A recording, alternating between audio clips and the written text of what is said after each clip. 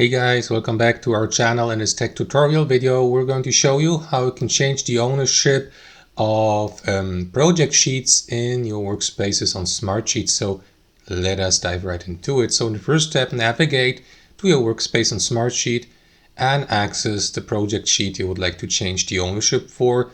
So let me go with this one here titled My Project within that workspace within that workspace here. And what you will need to do, guys, is once your project sheet is open, is click into that share button in the top right and select the workspace from that list below. After that, use that field here where it says add people by name, email, or group to add the username or the email of your new project sheet owner. So you may add the email address, for example, of the person. I have already done that, but let me do that again with an example email address, 12345, etc., etc.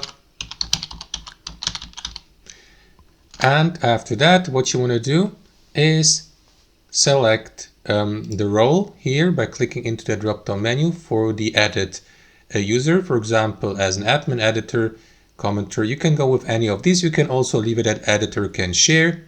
And after that, click into share here in the bottom right corner to add the given user to your workspace. After that, click again into share here in the top right corner, select workspace.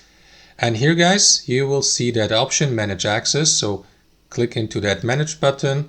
And last but not least, simply locate the user you would like to make the new owner of the project sheet and click into that drop-down menu next to the username or email address. So let me go with this user here. And from that drop-down menu, select make owner, confirm by clicking into OK here.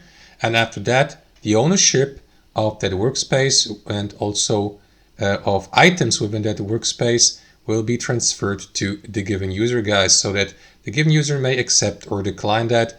And that's basically it, guys. That's how it works.